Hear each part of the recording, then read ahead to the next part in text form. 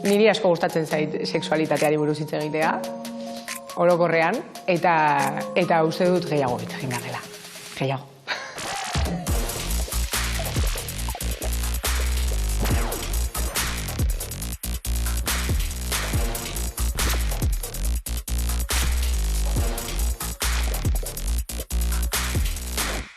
Sexualitatea hitza entzuten dudanean edo nire burura datorrenean, nik pentsatzen dudan hitza da askatasuna.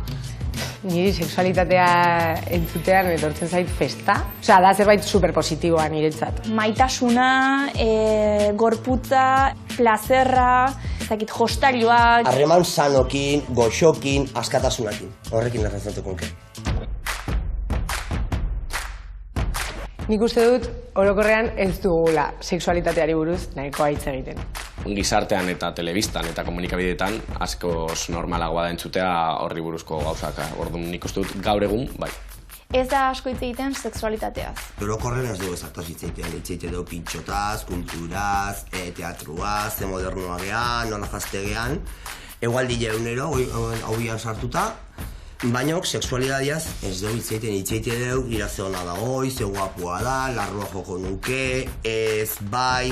Biolentzixi egun argitzan praktikaten den gizarte baten, zehatxitak horren beste komplejo sexualitateatxe. Nire familian libre sentitu naiz sexualitatea hitz egitea, baino bakarrik nire amarekin. Niretzan ez da egon inoiz filtrorik eta gurasoek hitz egin dute sexualitateari buruz beti superondo. Orduan nik uste dut ere horregatik sentitu naz besti libre gai honekin. Enez sentitu ez nire txian, ez ikastetxian, ez laun artean eta zinon.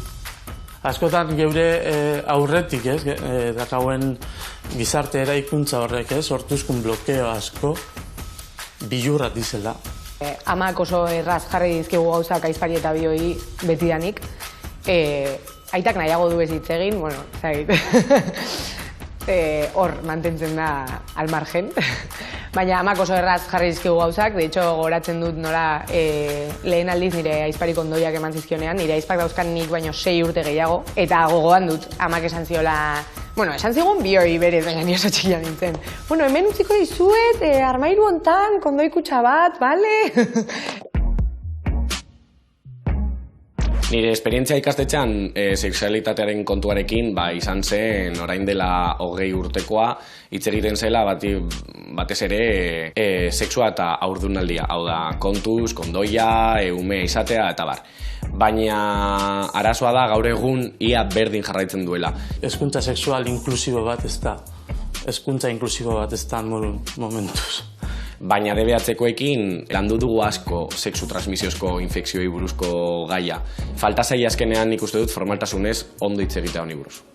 Laugarren mailan goratzen naiz, euki genuela sexu klase bat, kopa menstrualeko gauzetaz, eta ni bakarrik nikien zer zan kopa menstruala. Eta hori ez zait ondo iruditzen, porque da gauza bat beharrezkoa. Europan badaude, inkluso herri txikiguak, baino, aurretuko daudenak.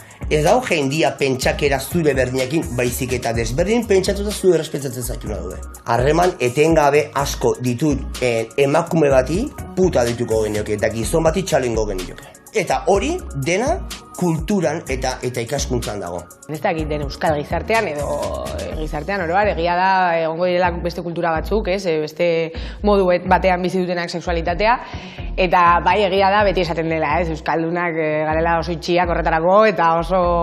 Orokorrean Euskal Herriko gizartea ez dago irikita hitzeiteko ezertaz nun pertsona hori implikatzen du.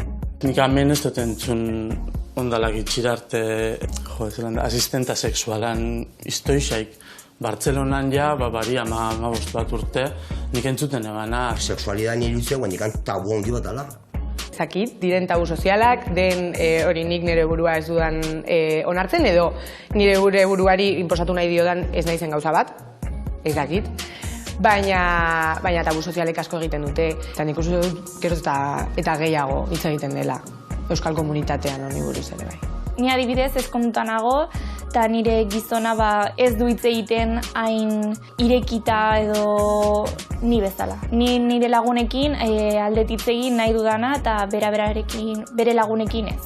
Maizua izan da, ikastetxean egiten dugu denetarik, LGTB elkarte batean egiten dudanez lan, horri buruzko galderak egiten dituzte ere, eta nik uste dut hori gizarteak galderak egitea ere superondo dagoela. Horregatik, azkenean, galderak egiten baituzte da, kuriositatea dutelako, eta kuriositatea da galdera gehiago egiteko grina sortzen duena.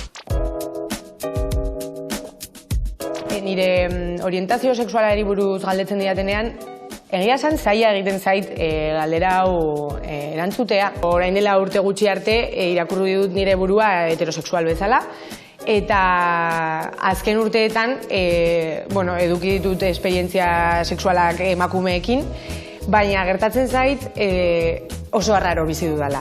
15 urtetik honea, egon naiz beti nire mutilarekin, eta orduan nik uste betiko bikotea dala niretzat hoberena. Ez dakidalako den admirazioa edo ez dakitze, gero, harreman sexualak eduki ditudanean emakume batekin oso arraro sentitu naiz. Ez dakit, mutil batekin oso erraza egiten zait identifikatzea gustatzen zaidan edo ez. Eta emakume batekin ez. Romantizazio baten partera, matxasun romantiko partera morun, ez? Eta zeinek ez da nahi maitasun romantiko bat, klaro, ipuinetak udanok, baina ez da reala. Ezin dugu jendian pentsakera aldatu, baina bai eskatu errespetu bat izan eta emakumean gatika, ez bakarrik emakumea jende guztian gatika.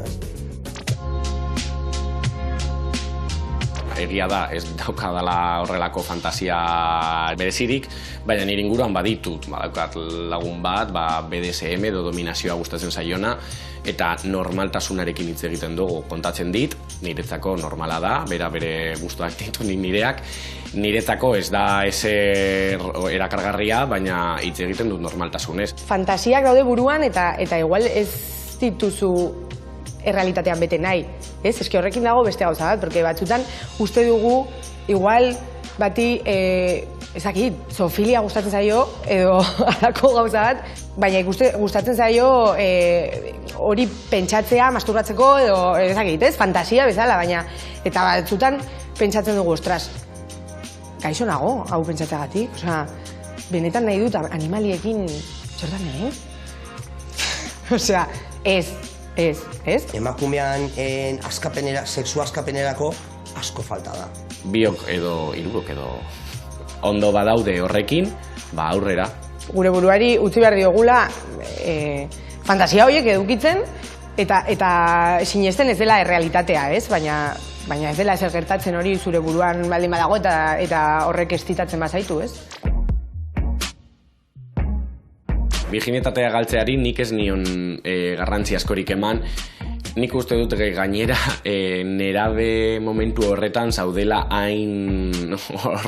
hainbeste hormonarekin bakarrik nahi nuela hori egitea. Nintzako mierda bat izan zen, nahi zuzati. Nik, ene ban onartzen ondion homosexuala nitxanik, baina nire gorputza nahi bana proba eta eizan alzana. Gero bai segun zelanik harreman duzazen zure sexualidade horreaz, ez? Berez etzen nire lehenengo aldia izan beste pertsona batekin, esan nahi dut. Zentratzen dugulako dena koitoan, ez? Eta orduan nik nire lehenengo sexu harremana edo daukat hori buruan koitoa eduki nuen lehenengo aldian, baina berez lehendik ere sexu harremanak jendearekin edukitan dituen, ez? Erlijioak kalte handia izan du guzti jontan. Eta erlijio honek karri duena izan da bakoitzaren gorputzarekiko nazka edo beldurra edukitzea eta hori niretzako da niretzako oso garrantzitsua da nire gorputza ezagutzea. Ni homosexuala izan da. 9 urtekin amazan organista sartu. Eta esan dizkieten guzti, ez daka izenik. Gauza bat dela Elizaren burua eta Elizan nortzuk esaten duten zer egin behar dela eta nola, baina gero benetako kaleko jendea asko sarrontagoa dela eta sexualitatea bizitzen du normaltasunez, berak badakielako gauza bat dela goikoek esaten duten zerbait eta beste gauza dela benetazko bizitza. Nik Andregaia bilatu behar nun, nik ezkondin behar nun, emakume batekin, eta seme-alabak izan, eta asko. Que no es más sano que follar a gusto.